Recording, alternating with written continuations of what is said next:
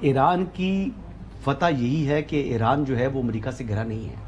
اور یہ میں پہلے بھی یہ بات ملٹیپل ٹائمز کہہ چکا ہوں کہ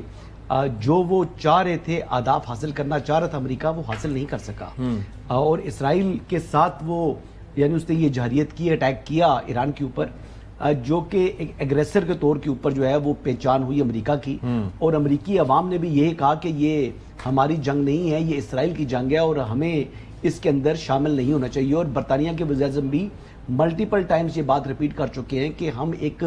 غیر ضروری جنگ کے اندر اپنے ملک کو نہیں دھکیل سکتے۔ تو جنگ کے حوالے سے تو دنیا کا بڑا واضح اور دو ٹوک موقف ہے کہ امریکہ اور اسرائیلیز جو ہیں وہ اگریسرز ہیں، اور بلا جواز انہوں نے یہ حملے کیے ہیں۔ دوسری بات یہ ہے کہ بین الاقوامی قوانین کو بھی اگر اس کے تناظر میں دیکھا جائے تو کوئی جواز نہیں تھا۔ امریکہ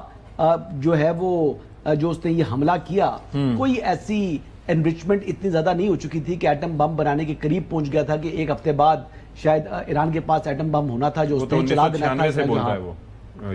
تو یہ وہی ایک یعنی جواز بنانے کی کوشش کی جس کا کوئی جواز دنیا اب تسلیم کرنے کو تیار نہیں ہے۔ ایک چیز تو یہ ہوگی۔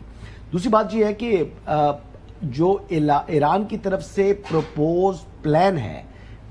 اس پلان کے حوالے سے کوئی آفیشیل سٹیٹمنٹ ابھی تک نہیں آیا، اور میرے خیال کے مطابق ابھی نہیں آئے گا۔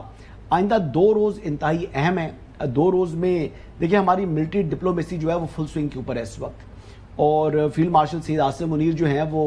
جو کام جس کی ٹھان لیں وہ رکتے نہیں ہیں۔ تو اطلاعات یہی ہیں کہ وہ ایگریسولی اس کے اوپر اس وقت بھی ہی از ورکنگ آن اٹ، اور کچھ خبریں آپ کو شاید 1-2 دن تک 2 دن تک یا 3 دن تک شاید آپ کو انشاءاللہ ملیں گی۔